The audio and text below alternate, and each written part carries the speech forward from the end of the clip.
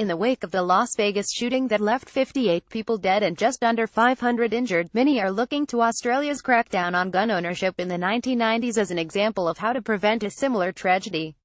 Watch below. Video coverage of Las Vegas shooting in April 1996. A 28-year-old man armed with semi-automatic rifles entered a cafe in the small Australian town of Port Arthur, shot and killed 35 people and injured 23 others. It was the worst mass shooting in Australian history. Read more. Las Vegas police release chilling body cam footage of mass shooting the day after the massacre. The country's Prime Minister, John Howard, a newly elected leader, started to put together the most sweeping gun control reforms ever contemplated by any Australian government. The country passed the National Firearms Agreement, which banned automatic, semi-automatic and pump-action shotguns. It also introduced a stricter system for licensing and owning guns. The agreement is considered one of the strictest gun laws in the world. In this April 18, 2016 file photo, the gutted shell of a cafe still stands in Port Arthur, Tasmania State, Australia, where 35 people were killed by a lone gunman in 1996. AP photo. Rod McGurk. File A. Stuffed bear, shells and flowers are offered at a memorial in Port Arthur, Tasmania State, Australia, to honor the 35 people killed. AP photo. Rod McGurk. Sunday, the 28th of April, 1996. Port Arthur are engraved on a memorial in Port Arthur, Tasmania State, Australia. AP photo. Rod McGurk. A nationwide gun buyback scheme also saw more than 640,000 weapons turned into authorities. The guns were collected and destroyed. It took just 14 days after the Port Arthur massacre for gun laws to be proposed and then passed by the Australian government.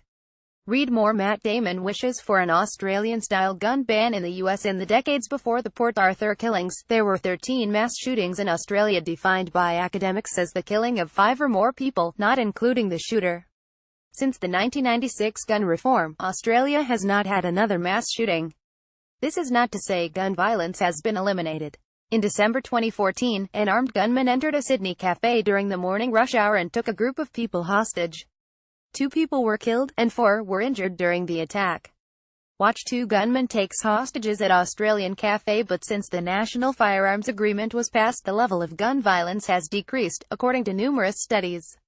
In 1996, Australia had 311 homicides, of which 98 were with guns. In 2014, with the population up from about 18 million to 23 million, Australia had 238 homicides, of which 35 were with guns, according to Reuters. Read more. A look at gun violence in America by the numbers. Another study released 10 years after the Port Arthur shooting said Australia's 1996 gun law reforms were followed by more than a decade free of fatal mass shootings, and accelerated declines in firearm deaths, particularly suicides. Total homicide rates followed the same pattern. Removing large numbers of rapid-firing firearms from civilians may be an effective way of reducing mass shootings, firearm homicides and firearm suicides, the study stated. Will the U.S. follow suit? Since the mass shooting in Las Vegas, many are asking the United States government to renew the debate on gun control. Late-night comics, such as Jimmy Kimmel, responded to the tragedy in Las Vegas and pleaded for the country to change its gun control laws. Watch. Jimmy Kimmel calls on U.S. GOVT to take action on gun control. I think it is time for debate. Members of Congress and activists are also calling to stop a bill that will loosen restrictions on guns. Before the Las Vegas shooting, House GOP leaders were in the process of moving forward with legislation to ease regulations on gun silencers and allow those with concealed carry permits to take their weapons to other states. Read more. U.S. Congress urged to stop gun silencer bill after Vegas shooting. Despite the push for stricter gun laws, U.S. President Donald Trump's administration has signaled they do not intend to reopen the debate federally. On Monday, White House spokeswoman Sarah Huckabee Sanders said it was too soon to begin a debate on gun control.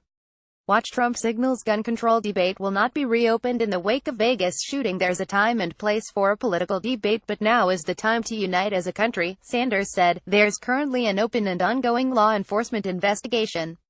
A motive has yet to be determined, and it would be premature for us to discuss policy when we don't know all the facts or what took place last night. Watch. Enough is enough. U.S. Senate Democrats push to close loopholes in gun control following Vegas attack. Australia offers to help U.S. after the Las Vegas shooting. The Australian foreign minister offered to help the U.S. government reform its gun law, citing the 1996 ban on semi-automatic and automatic weapons. What we can offer is our experience, Australian Foreign Minister Julie Bishop said Tuesday.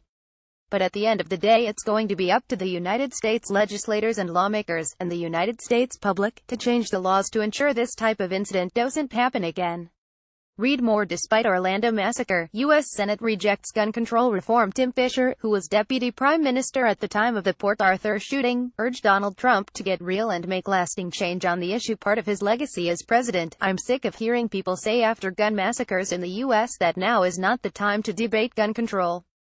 Now is the perfect time, Fisher told the Associated Press on Wednesday. With files from the Associated Press and Reuters. Copyright 2017 Global News, a division of Chorus Entertainment Inc.